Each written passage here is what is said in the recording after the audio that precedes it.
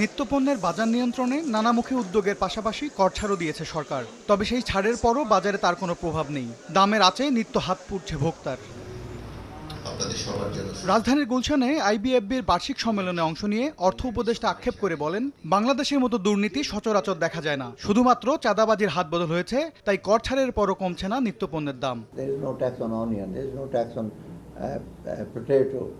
কিন্তু বাজারে দাম কমে না। পলিটিক্যাল কম্প্রোমাইজের ফিগার, বাট চাঁদাবাজি সমঝোতা ইজ ভেরি ইজি। আপনি 2-3 রকম চাঁদাবাজ আছে, যারা আগের সরকারে, আবার যারা প্রসপেক্টিভ আসবে, আর লোকাল মিডলম্যান যে একটু ট্রাকটা শুয়ে দিয়ে বলে আমাকে 500 টাকা দাও, he is not a middleman, he is an extortionist. এ সময় অর্থ উপদেষ্টা জানান, সরকার বিনিয়োগ পরিবেশ নিশ্চিতে কাজ করলেও কর ছাড়ের সুবিধা কমাতে চায়। পুঁজিবাজার কারসাজির অভিযোগে ক্রিকেটার সাকিব আল হাসানের জরিমানা প্রসঙ্গেও মন্তব্য করেন তিনি। Now the capital market has been corrected, share prices are going down, now they are claiming the BSP chairman should be removed. Shakib Khan was fined 50 lakh টাকা, সবাই মাথা ব্যথা, হায় হায় রে, এত বড় খেলোয়াড়কে ফাইন করে। আর এটা 2 বছর আগেই তো তাকে ফাইন দেওয়ার কথা ছিল। আপনি জানেন না শেয়ার মার্কেট কীভাবে ম্যানিপুলেট, আইসিবি মিউচুয়াল ফান্ডের টাকা সব নিয়ে চলে গেল।